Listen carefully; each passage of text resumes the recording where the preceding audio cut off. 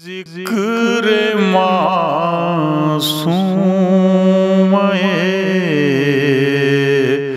عالم کر لیں۔ السلام علیکم ورحمۃ اللہ وبرکاتہ۔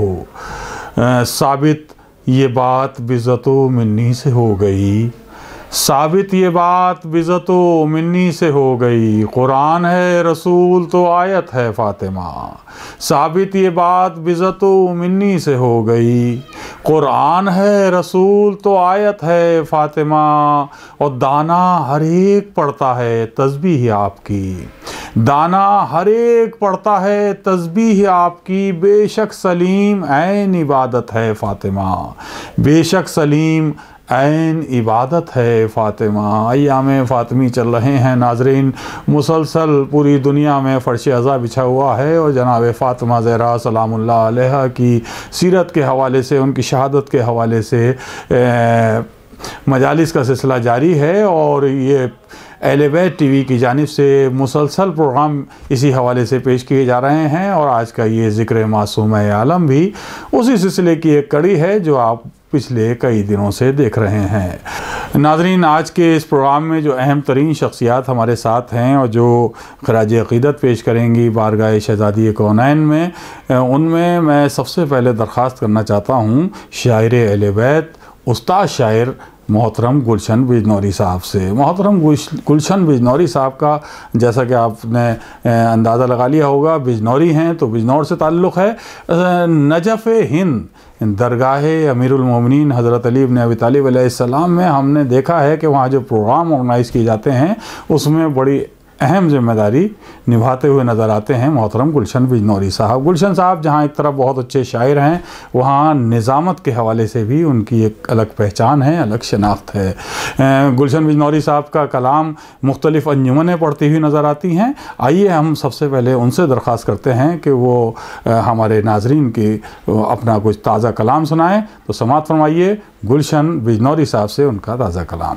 اللہم صلی اللہ محمد و آل محمد۔ اہل بیت چینل کی خدمت میں اور ناظرین کی خدمت میں، تمام عہدیداران کی خدمت میں اور اراکین کی خدمت میں اپنی جانب سے بے پناہ شکر گزار ہوں کہ انہوں نے مجھے اس چینل میں خدمت کا موقع عنایت فرمایا۔ خصوصی طور سے جناب سلیم امروہی صاحب کی کا میں بے پناہ مشکور ہوں کہ وہ اپنی محبتوں سے مجھے نوازتے رہتے ہیں، کیونکہ یہ پروگرام ایام فاطمی کے سلسلے میں آپ کی خدمت تک پہنچ رہا ہے۔ اسی مناسبت سے جناب فاطمہ کے خدمت میں چند اشعار میں حاضر کر رہا ہوں، ملاحظہ فرما لیں۔ عرض کرتا ہوں، مطلع کہ مشیت کی رضا بھی ہے رضائے فاطمہ زہرا، مشیت کی رضا بھی ہے رضائے فاطمہ زہرا، دلہن مر جائے تو اس کو جلائے فاطمہ زہرا، دلہن مر جائے تو اس کو جلائے فاطمہ زہرا، مشیت کی رضا بھی ہے رضائے فاطمہ زہرا، دلہن مر جائے تو اس کو جلائے فاطمہ زہرا، اور مٹانے سے بھی ہرگز مٹ نہیں سکتے ہیں دنیا کے، مٹانے سے بھی ہرگز مٹ نہیں سکتے ہیں دنیا کے، ہمارے ساتھ رہتی ہے دعائے فاطمہ زہرا، مٹانے سے بھی ہرگز مٹ نہیں سکتے ہیں دنیا کے، ہمارے ساتھ رہتی ہے دعائے فاطمہ زہرا، ہمارے ساتھ رہتی ہے دعائے فاطمہ زہرا، اور سوائے فاطمہ زہرا کے در کے آخری دم تک، سوائے فاطمہ زہرا کے در کے آخری دم تک کسی در پر نہیں جاتا گدائے فاطمہ زہرا، کسی در پر نہیں جاتا گدائے فاطمہ زہرا۔ اور یہ شعر بطور خاص کہ کلام پاک کی عصمت بھی چادر تان لیتی ہے، کلام پاک کی عصمت بھی چادر تان لیتی ہے، نبی جب اوڑھ لیتا ہے ردائے فاطمہ زہرا۔ کلام پاک کی عصمت بھی چادر تان لیتی ہے، نبی جب اوڑھ لیتا ہے ردائے فاطمہ زہرا۔ اور رضائے حق نبی نے دین کے محور پہ جب رکھی، رضائے حق نبی نے دین کے محور پہ جب رکھی، رضائے حق نبی نے دین کے محور پہ جب رکھی، علی کے ساتھ شامل تھی رضائے فاطمہ زہرا، علی کے ساتھ شامل تھی رضائے فاطمہ زہرا۔ اور مصلی پر عقیدت کے اگر بیٹھو تو سمجھو گے، مصلی پر عقیدت کے اگر بیٹھو تو سمجھو گے، نماز اہل ایمان ہے ثنائے فاطمہ زہرا، نماز اہل ایمان ہے ثنائے فاطمہ زہرا۔ اور یہ اس سلسلے کا آخری شعر کہ ابھی منزل بمنزل اور بڑھنا ہے ہمیں آگے، ابھی منزل بمنزل اور بڑھنا ہے ہمیں آگے، نجف سے شام تک رستہ دکھائے فاطمہ زہرا، ابھی منزل بمنزل اور بڑھنا ہے ہمیں آگے، نجف سے شام تک رستہ دکھائے فاطمہ زہرا۔ اور مقطع ملاحظہ فرما لے، میں گلشن ہوں مہک جاتا ہوں میں اشعار کی صورت، میں گلشن ہوں مہک جاتا ہوں میں اشعار کی صورت، لبوں پر جب بھی آتی ہے ثنائے فاطمہ زہرا، میں گلشن ہوں مہک جاتا ہوں میں اشعار کی صورت، لبوں پہ جب بھی آتی ہے ثنائے فاطمہ زہرا، مشیت کی رضا بھی ہے رضائے فاطمہ زہرا، دلہن مر جائے تو اس کو جلائے فاطمہ زہرا۔ سبحان اللہ گلشن بھائی، ابھی ہم چاہتے ہیں کہ کچھ آپ سے اور کلام سنا جائے، چلیں آپ تھوڑی دیر ریسٹ کر لیجئے اس سے پہلے کہ ہم آپ سے آپ کا کلام آپ سے پھر کچھ اور بھی سنا جائے۔ تو ہم چاہتے ہیں کہ اس سلسلے کو تھوڑا سا مزید آگے بڑھائیں اور ایک اور اہم ترین شخصیت کے حضور پہنچیں، کیونکہ نظم اور نثر دونوں کا سلسلہ ملا جلا اگر رہتا ہے تو زیادہ بہتر رہے گا۔ تو ہم ناظرین اس وقت چاہیں گے کہ سرزمین بنارس سے تعلق رکھنے والی ایک بڑی اہم ترین شخصیت کے حضور پہنچا جائے، وہ ہیں پروفیسر علی الحسن رضوی صاحب۔ پروفیسر علی الحسن رضوی صاحب کی تعلیمی خدمات بہت ہیں، سائنس اور ٹیکنالوجی کے حوالے سے آپ کی تعلیمی خدمات، ایک طرف علی گڑھ مسلم یونیورسٹی میں آپ کی کافی عرصے آپ کی تعلیمی خدمات رہیں، اس کے علاوہ جامعہ ملیہ اسلامیہ یونیورسٹی میں رہے، اور اس کے علاوہ ہندوستان سے باہر بھی کئی ممالک میں آپ نے تعلیمی خدمات کا سلسلہ جاری رکھا ہے۔ دوسری طرف آپ کا ایک علمی، ادبی اور مذہبی خانوادے سے تعلق ہے۔ آپ کے بڑے بھائی بھی حجت الاسلام المسلمین مولانا سید شمیم الحسن صاحب کو کون نہیں جانتا۔ یہ پورا خانوادہ ایسا ہے کہ جو بارگاہ اہل بیت میں مسلسل خدمت انجام دیتا ہوا نظر آتا ہے۔ ہم نے چاہا کہ پروفیسر علی الحسن رضوی صاحب سے درخواست کی جائے کہ وہ ہمارے آج کے اس پروگرام میں شامل ہوں اور شہزادی کونین جناب فاطمہ زہرا سلام اللہ علیہا کی فضیلت کے حوالے سے کچھ گفتگو کریں۔ تو آئیے سماعت فرمائیے پروفیسر علی الحسن رضوی صاحب کا یہ بیان۔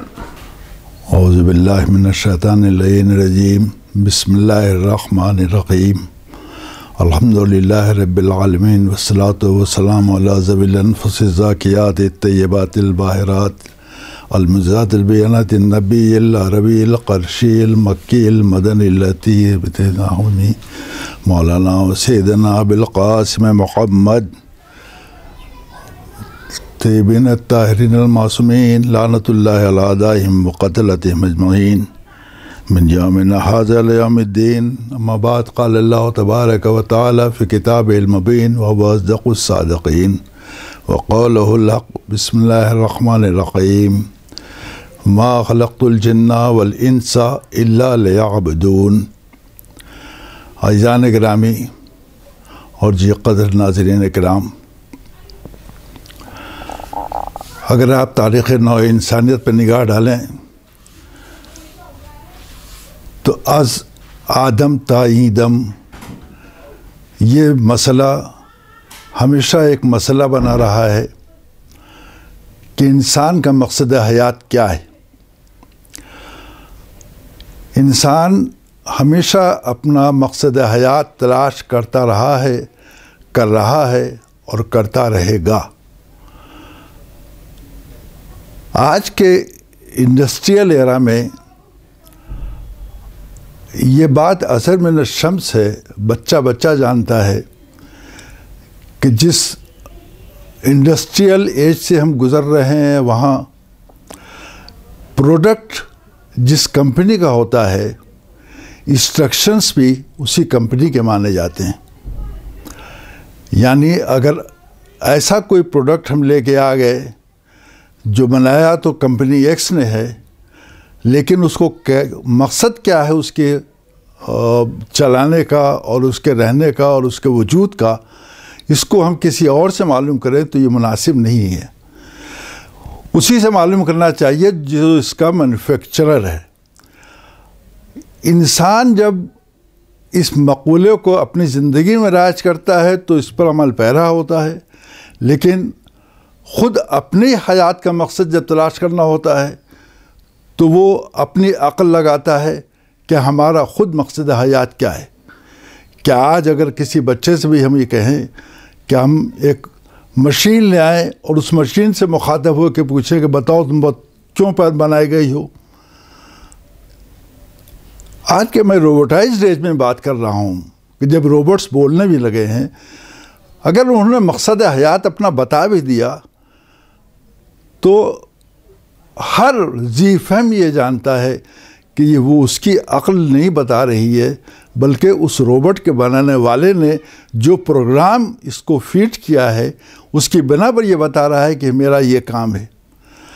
لیکن اگر وہی روبوٹ اپنی عقل سے کام کرنے لگے جو کہ ہے ہی نہیں اس کے پاس، حالانکہ آج کے زمانے میں آرٹیفیشل انٹیلیجنس کا نام دیا گیا ہے، تو وہ وہی بتانا چاہیے اسے جو اس سے کہا گیا ہے۔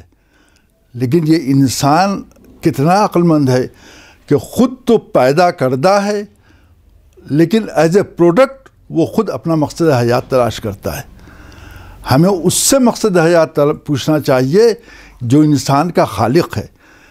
جو خالق ہوگا وہی شے کا مقصد حیات بھی بتائے گا۔ جب ہم نے اس خالق کو تلاش کرنا شروع کیا تو ظاہر ہے کہ نو انسانیت ختم ہو جائے گی جہاں، اور کچھ نہ ہوگا۔ اس کے بعد بھی اگر کوئی وجود باقی ہے تو اس وجود کا نام ہوگا خالق انسانیت، خالق نوع انسانیت۔ اب اس سے ہمیں پوچھنا چاہیے کہ ہمارا مقصد حیات کیا ہے، تو اس نے یہ بتایا ما خلقت الجن والانس الا لیعبدون، ہم نے جنات اور انسان کو عبادت کے لیے پیدا کیا ہے۔ تو مقصد حیات انسان کا ہے خدا کی عبادت کرنا۔ یہ کس کی عبادت؟ خدا کی عبادت۔ ہر ڈیوڑھی کے اوپر سر جھکا دینا، سر نیاز کو خم کر دینا، یہ عبادت نہیں کہلائے گا۔ اس کے لیے ضروری ہوگا کہ ہم وہ درد تلاش کریں جہاں اس سر نیاز کو ہمیں خم کرنا ہے۔ اسی کو جب دین اور مذہب کی اصطلاح میں کہا جاتا ہے تو کہا جاتا ہے معرفت الوہیت، یعنی خدا کی معرفت حاصل کرنا۔ سوال یہ ہے کہ خدا کی معرفت کیسے حاصل کی جائے؟ معرفت کا معنی ہوتا ہے پہچاننے کے۔ تو وہ خدا تو ہے ہی نہیں ہمارے درمیان، تو اس کو ہم کیسے پہچانیں گے؟ اب ہمیں ایسے کو تلاش کرنا پڑے گا جو وہی بولے جو وہی کہہ رہا ہو۔ وہی کے خلاف اگر کوئی آواز آئے تو وہ پھر نہیں بتا سکتا کہ مقصد حیات کیا ہے اور معرفت خداوندی کسے کہتے ہیں۔ اب ایسے کو ہمیں تلاش کرنا پڑے گا جو مقصد خداوندی سے واقف ہو۔ وہ کون ہے؟ وہ وہی ہے جس نے پہچانوایا ہے ہمیں۔ وہ پہچاننے والا کون ہے؟ وہ رسول ہے، رسول کی رسالت ہے۔ اب جب ہم نے تلاش کرنے کیا معرفت الوہیت کا پتہ تو معرفت رسالت ضروری ہو گئی۔ اب معرفت رسالت کے لیے اسی نے بتایا وما محمد الا رسول، یہ رسول صرف رسول ہے۔ تو اب رسول جب صرف رسول ہے تو اب ہمیں کسی کو پہچاننے کے لیے یہ معلوم ہونا چاہیے کہ وہ رہتا کہاں پر ہے۔ جب اس کو ہم نے پتہ چلانا چاہا وہ رہتا کہاں ہے تو اس نے کہا انا مدینۃ العلم، میں علم کا شہر ہوں۔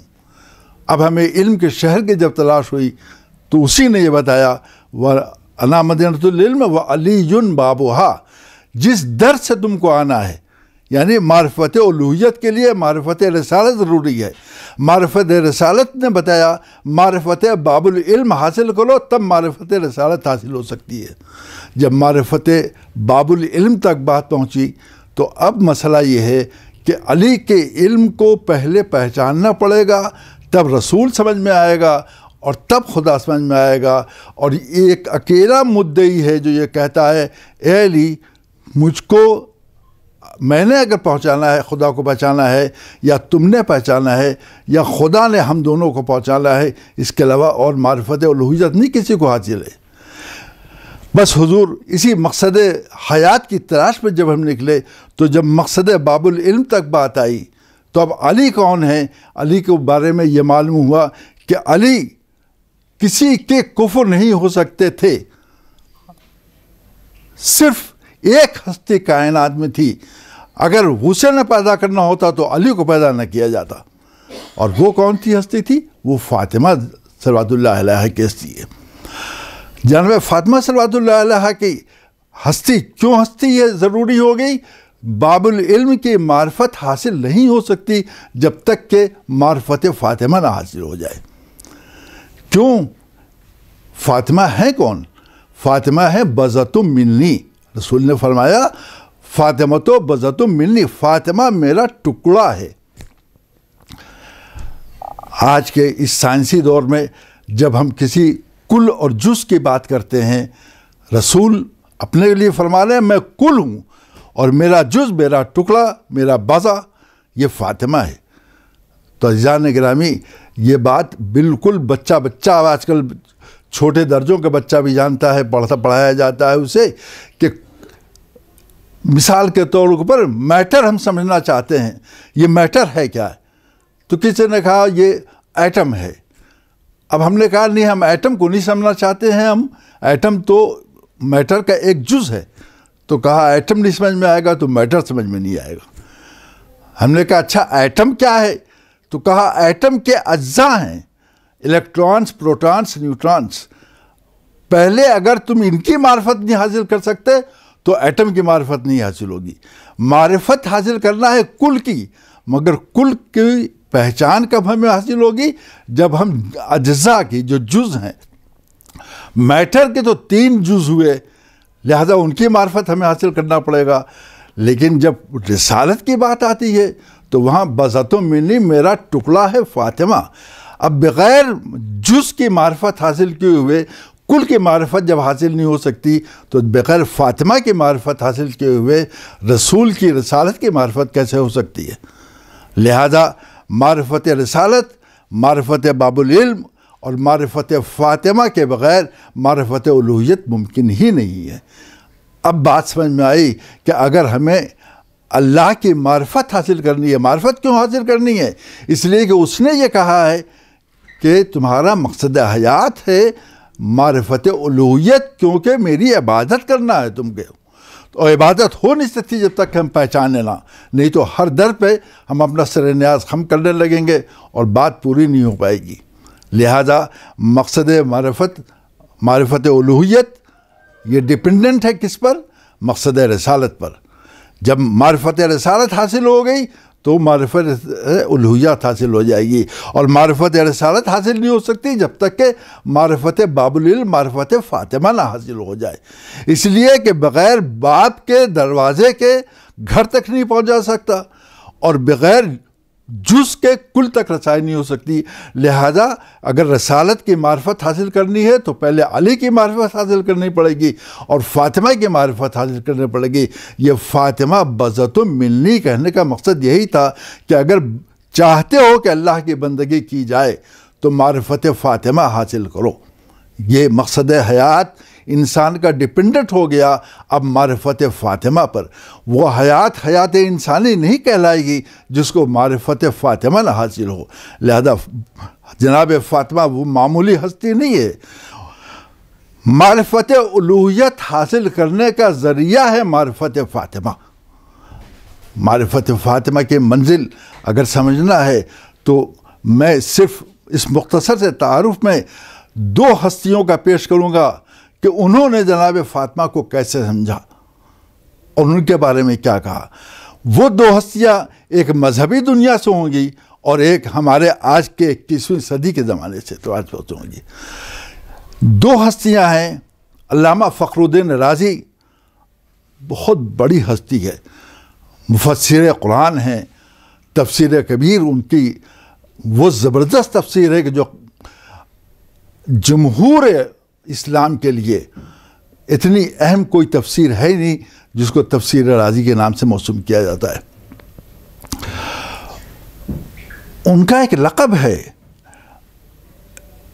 امام المتشککین, یعنی انہوں نے اتنے شکوک اور شبہات پیدا کیے ہیں ہر آیت اور ہر حدیث کو سمجھنے میں کہ گویا چھان بین ڈالی, بالکل چھان بین کی جو حدیں ہیں ان کو پار کر لیا ہے. ہر چیز میں وہ شک پیدا کرتے تھے اور تب یقین کے منزل پہ پہنچا کرتے تھے. ایک علامہ فخر الدین رازی ہیں اور دوسرے علامہ شمس الدین ذہبی ہیں. یہ بھی بہت عظیم شخصیت ہے. یہ بہترین ناقد کہے جاتے ہیں. ان کو ناقد اس اعتبار سے کہ انہوں نے تنقید کیا ہے ہر منزل پر اور اس کے بعد کسی چاہ کو قبول کیا ہے. ان دونوں حضرات کے جو بزرگ مفسر قرآن کے اس زمرے میں شمار کیے جاتے ہیں, علماء اسلام میں جن کی زبردست ایک اہمیت ہے. ان دونوں نے ایک آیت اور ایک حدیث کو بلا کسی شک اور شبہ کے تسلیم کیا ہے. آیت کون سی ہے؟ آیہ مباہلہ. آیہ مباہلہ کو انہوں نے کہا اس میں کوئی شک اور شبہ ہے ہی نہیں. اور یہ تو قرآن کی ایک آیت, اور دوسری جو حدیث کی منزل ہے, وہاں پر آ کر انہوں نے ایک حدیث ایسی تلاش کیا ہے جس میں کوئی شک اور شبہ نہیں ہے. وہ حدیث یہ ہے علامہ فخر الدین رازی نے تحریر فرمایا کہ رسول اللہ صلی اللہ علیہ وسلم نے فرمایا کہ جس سے فاطمہ راضی اس سے خدا راضی, اور اسی لیے فاطمہ کو مرضیہ کا لقب دیا گیا ہے کہ نہیں فاطمہ اگر راضی ہو جائے تو خدا راضی ہو جائے گا. اب یہ تو بہت بڑی فہرست ہے کہ خدا سے راضی, خدا کس سے راضی ہوگا, کس سے نہیں راضی ہوگا. لیکن اس کا شارٹ کٹ یہ ہے, یہ تلاش کر لیا جائے کہ فاطمہ کس سے راضی رہی تو خود بخود پتہ چل جائے گا کہ خدا کس سے راضی ہوا. اس لیے کہ قول رسول بقول علامہ فخر الدین رازی کے یہی ہے کہ جس سے فاطمہ راضی اس سے خدا راضی. اس حدیث کو بھی انہوں نے تسلیم کیا اور اس آیہ مبارکہ کو بھی جو اس سے آیہ مباہلہ کہا جاتا ہے. اور آیہ مباہلہ میں کیا منزل ہے؟ آیہ مباہلہ کی منزل یہ ہے کہ ہمارے بزرگ ترین عالم دین علامہ مفید علیہ الرحمہ انہوں نے امالی میں تحریر فرمایا ہے کہ ایک بار سرکار ختم مرتبہ سے پوچھا گیا کہ یہ فرشتے کیا ہیں؟ آپ نے فرمایا یہ ہمارے نوکر ہیں. ہمارے نوکر ہیں, میرے نوکر نہیں کہا, ہمارے نوکر ہیں. یہ جمع کا صیغہ بتا رہا ہے کہ یہ ہماری کچھ اور ہے اور میرا کچھ اور ہے. اس لیے کہ جب بات میری کی ہوتی ہے تو فرماتے ہیں منی فاطمۃ بضعۃ منی, میرا ٹکڑا ہے, ہمارا ٹکڑا نہیں کہا ہے. حسین منی, حسین میرا مجھ سے ہے. علی منی, ہر جگہ منی یعنی مجھ سے ہے. اس میں اکیلے اپنے کو جو ضمیر ہے وہ اکیلے کے لیے ہے, تنہا کے لیے, حضور کیے. مگر یہاں کیا فرماتے ہیں؟ ہمارے نوکر ہیں. اب یہ ہمارے کی تفسیر کہاں سے آئے گی؟ یہ آیہ مباہلہ بتاتی ہے. کہاں سے؟ ابنانا و ابناکم, فرمایا آپ نے ہمارے بیٹوں کو لاؤ. تو اب یہ ہمارے بیٹے کہاں سے بھائی؟ ہم میرے بیٹے یعنی ہمارے بیٹے, یا ہمارے کی تفسیر آیہ مباہلہ سے مل گئی. اور علامہ فخر الدین رازی اور علامہ ذہبی یہ فرماتے ہیں کہ یہ آئے مبائلہ اس میں کوئی شک و شبہ نہیں ہے، لہذا جناب فاطمہ کی وہ منزل ہے کہ جہاں پر فرشتے بھی نوکر بن کے آتے ہیں۔ اب کسی شک و شبہ کی گنجائش نہیں ہے اگر ان کے گھروں میں آپ وہ کام کرتے دیکھیں جو عام طور سے نوکروں کے ذریعے انجام دیے جاتے ہیں۔ مجھے اس تفصیل میں نہیں جانا ہے، مگر یہ دو ہستیاں عالم اسلام کی جو ہمارے لیے آخری فیصلہ کرتی ہیں کہ جناب فاطمہ کی منزل معمولی منزل نہیں ہے، اور دوسری منزل 21ویں صدی کے لیے آج کے نئے نوجوانوں کے لیے کہ جہاں مقصد الوہیت اور معرفت الوہیت کی منزل آتی ہے، تو اسٹیفنس ہاکنس وہ بتاتے ہیں، گاڈس پارٹیکل لکھ کر کے انہوں نے کتاب، یہ ابھی 2 سال پہلے ان کا انتقال ہوا ہے، سب جانتے ہیں جو سائنس اور ٹیکنالوجی کے طلباء ہیں۔ کتنی عظیم ہستی تھی، اس کی مجھے وقت نہیں ہے کہ میں اس کی معرفت کراؤں، مگر اس نے جب آخری کتاب اور اپنی ورلڈ فیمس کتاب دی ہے تو اس کا نام رکھا ہے گاڈس پارٹیکل۔ گاڈس پارٹیکل یعنی وہ پارٹیکل جو مادیت کی دنیا میں آخری منزل کی پارٹیکل سمجھی جائے، اس کا اگر وہ نام لیتا ہے تو خدا کی معرفت کروا کے گاڈس پارٹیکل کہتا ہے، یہ اس کی منزل ہے۔ اور جب منزل الوہیت کے متعارف کرانے کے بعد اگر آپ تلاش کیجئے کہ منزل رسالت کیا ہے تو اس کے لیے ہارٹ کی کتاب، ہارٹس بک، جو 100 موسٹ انفلوئنشل پیپل کے لکھی اس نے کتاب، وہ کون سی کتاب تھی؟ پوری نو انسانیت کی تاریخ میں جب اس نے تلاش کرنا شروع کیا کہ وہ 100 کون بہترین لوگ ہیں جنہوں نے دنیا انسانیت کو متاثر کیا ہے سب سے زیادہ، اور اس کی فہرست بنائی ہے، درجہ بندی کی ہے، تو اس میں سب سے پہلا نام ہمارے سرکار خدمت مرتبہ جناب محمد مصطفیٰ صلی اللہ علیہ وسلم کا دیا ہے۔ یعنی محمد کو پہلا نام دیا ہے، عیسائی ہے خود وہ ہارٹ، مگر جناب عیسیٰ کا نام 3رے نمبر پہ دیا اس نے، پہلے نمبر پر سرور کائنات کا نام دیا ہے۔ اب دنیا کوئی یہ نہ کہے کہ وہ پڑھے لکھے نہیں تھے، آج کی 21ویں صدی کے جو سب سے زیادہ لرنڈ لوگ ہیں وہ یہ کہہ رہے ہیں کہ نمبر 1 پر اگر کوئی ہے تو سرکار خدمت مرتبت کی ذات ہے۔ یہ کس حیثیت سے؟ رہبر کی حیثیت سے، اور وہ رہبر جس کو نمبر 1 کا درجہ دیا جا رہا ہے وہ یہ کہہ رہا ہے کہ میرا ٹکڑا ہے فاطمہ، فاطمہ تو بزد منی۔ تو اب دنیا مردوں کا راہبر تلاش کرے حضور کی زندگی میں، اور عورتوں کا راہبر تلاش کرے اسی لائٹ میں، یعنی فاطمہ بزد منی کی شکل میں، جناب فاطمہ کی صورت میں۔ لیکن یہ جناب فاطمہ کی منزل وہ تھی کہ جہاں آخری دم تک صبت علیہ مصائب ان کا لوحہ پڑھنا پڑا، دنیا نے قدر نہیں کیا۔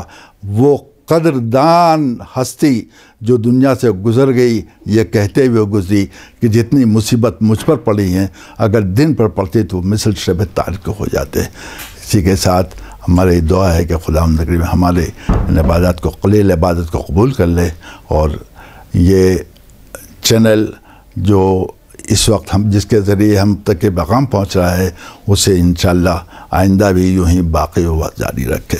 درود پڑھیں محمد اللہم صلی علی محمد وآلہ اللہم صلی علی محمد وآلہ محمد۔ ناظرین، یہ تھے پروفیسر علی الحسن رضوی صاحب جو ابھی آپ سے مخاطب تھے۔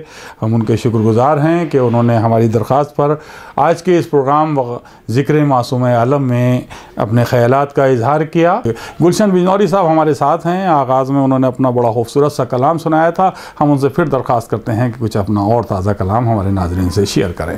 اللہم صلی علی محمد وآلہ محمد۔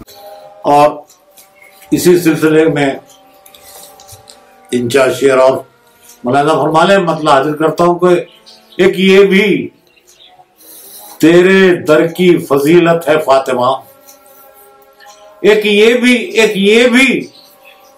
بھی تیرے در کی فضیلت ہے فاطمہ، جبریل کہہ رہا ہے اجازت ہے فاطمہ، جبریل کہہ رہا ہے اجازت ہے فاطمہ، ایک یہ بھی تیرے در کی فضیلت ہے فاطمہ، جبریل کہہ رہا ہے اجازت ہے فاطمہ۔ اور دوسرا مطلب ملاحظہ فرمائے کہ روح رسول जाने रिसालत है फातिमा, रूहे रसूल जाने रिसालत है फातिमा, हर दौर में कुरान की जरूरत है फातिमा, हर दौर में कुरान की जरूरत है फातिमा। आंखों में जो सजी हुई जन्नत है फातिमा, आंखों में जो सजी हुई जन्नत है फातिमा, सब जानते हैं तेरी बदौलत है फातिमा। आंखों में जो सजी हुई जन्नत है फातिमा, आंखों में जो सजी हुई जन्नत है फातिमा, सब जानते हैं तेरी बदौलत है फातिमा, सब जानते हैं तेरी बदौलत है फातिमा। और करबो बला की खाक पे सजदे गवाह है, करबो बला की खाक पे, करबो बला की खाक पे सजदे गवाह है। बादे रसूल फख्रे इबादत है फातिमा, बादे रसूल फख्रे इबादत है फातिमा। और दामन निचोड़ दे तो फरिश्ते वजू करें, दामन निचोड़ दे तो, दामन निचोड़ दे तो, दामन निचोड़ दे तो फरिश्ते वजू करें। हमको शरफ ये तेरी बदौलत है फातिमा, हमको शरफ ये तेरी बदौलत है फातिमा। दामन निचोड़ दें तो फरिश्ते वजू करें, हम दामन निचोड़ दें तो फरिश्ते वजू करें। हमको शरफ ये तेरी बदौलत है फातिमा। और गूंगे भी मानते हैं मेरे इस ख्याल को, गूंगे भी मानते हैं मेरे इस ख्याल को। जन्नत गमे हुसैन की दौलत है फातिमा, गूंगे भी मानते हैं मेरे इस ख्याल को। जन्नत गमे हुसैन की दौलत है फातिमा। और मक्ता मुनादा फरमा ले कि ताजीम जिसकी ताजीम जिसकी हर घड़ी गुलशन करे पदर, ताजीम जिसकी हर घड़ी गुलशन करे पदर। दुनिया में एक तू ही वो औरत है फातिमा, ताजीम जिसकी हर घड़ी गुलशन करे पदर। दुनिया में एक तू ही वो औरत है फातिमा। एक ये भी तेरे दर की फजीलत है फातिमा। जिब्रील कह रहे हैं इजाजत है फातिमा। हम चाहते हैं कि जैसा मैंने जिक्र किया था नाजरीन के गुलशन बिजनौरी साहब का कलाम मुख्तलिफ अंजुमनें पढ़ती हुई नज़र आती हैं, बहुत अच्छे नौहा खान उनका कलाम पढ़ते हैं। तो क्यों ना किसी ख़ास नौहा खान से आपको एक नौहा सुनवाया जाए गुलशन बिजनौरी साहब का। हमारे साथ हैं अंसार रज़ा साहब और नायाब अली साहब, जो जिनकी बहुत खूबसूरत आवाज़ है और बहुत अच्छे नौहा खान हैं। और नौहा खानी के हवाले से आप हुसैनी दुनिया में अपनी पहचान रखते हैं। और अंजुमन दुआए ज़हरा, अंजुमन दुआए ज़हरा मीमन सादात की इस अंजुमन के ये साहिब व्याज़ हैं। तो समात फरमाइए अंसार रज़ा और नायाब अली साहब से गुलशन बिजनौरी साहब का लिखा हुआ ये कलाम। अल्लाहुम्मा सल्ली अला मुहम्मद व आलि मुहम्मद। सर्दी के करती थी बुका सानिए ज़हरा, ऐ पालने वाले, ऐ पालने वाले मुझे अम्मा से मिला दे, ऐ पालने वाले। आँखों से लहू पोंछ के ज़ैनब ने पुकारा, ऐ पालने वाले, ऐ पालने वाले। अम्मा की जुदाई का अलम कैसे सहूंगी, ऐ मेरे खुदा तू ही बता कैसे जीऊंगी, अम्मा की जुदाई नहीं एक पल को गवारा, ऐ पालने वाले, ऐ पालने वाले, ऐ पालने वाले, मुझे अम्मा से मिला दे, ऐ पालने वाले। हाय अम्मा के बिना जी नहीं पाएगी कभी भी, और सोएगी नहीं चैन से ज़हरा की दुलारी, मरकत में भी अब चैन न मैं पाऊंगी वल्लाह, ऐ पालने वाले, ऐ पालने वाले, ऐ पालने वाले, मुझे अम्मा से मिला दे, ऐ पालने वाले। हाय तकदीर ने पहले मुझे नाना से छुड़ाया, अरे अब साए मादर को मेरे सर से उठाया,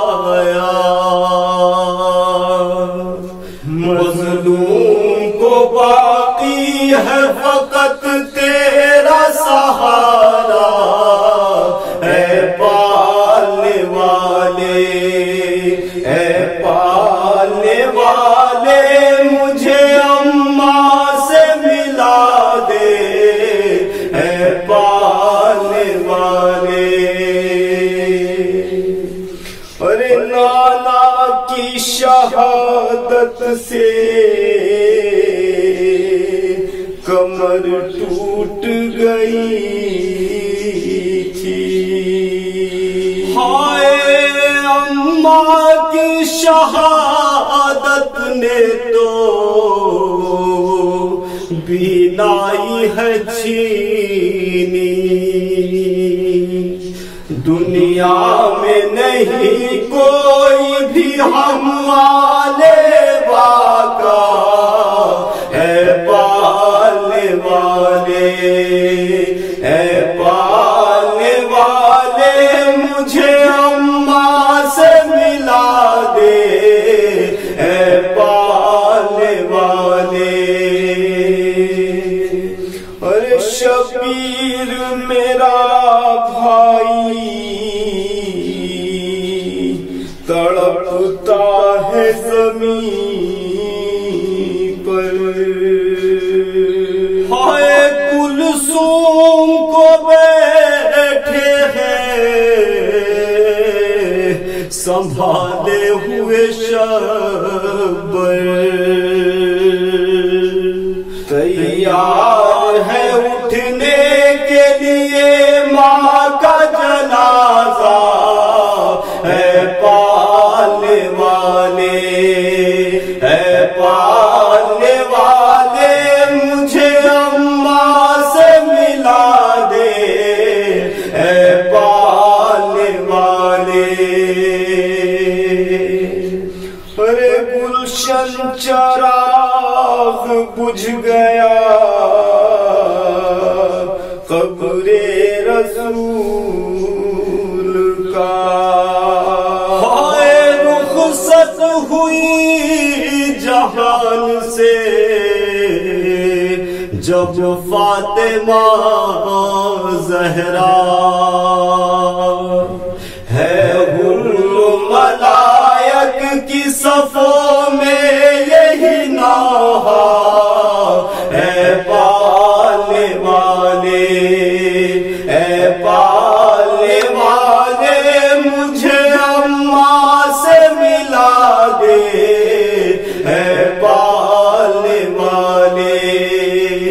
ہے پالنے والے، ہے پالنے والے، ہے پالنے والے۔ اللہم صلی اللہ محمد و علی محمد۔ ناظرین، یہ تھے انصار رضا اور نایاب علی صاحب جو نحو پیش کر رہے تھے بارگاہ شہزادی کونین میں۔ انہوں نے اپنی خوبصورت آواز میں نحو پڑھا۔ ہم دعا کرتے ہیں کہ پروردگار ان کی توفیقات میں اضافہ کرے اور ان کو تمام تر بیماریوں سے محفوظ رکھے۔ ناظرین، اسی کے ساتھ آپ کا یہ سلیم امروہوی آپ سے اجازت لیتا ہے۔ اگلے ایپیسوڈ میں آپ سے پھر ملاقات ہوگی، تب تک کے لیے اجازت دیجیے۔ والسلام علیکم ورحمۃ اللہ وبرکاتہ۔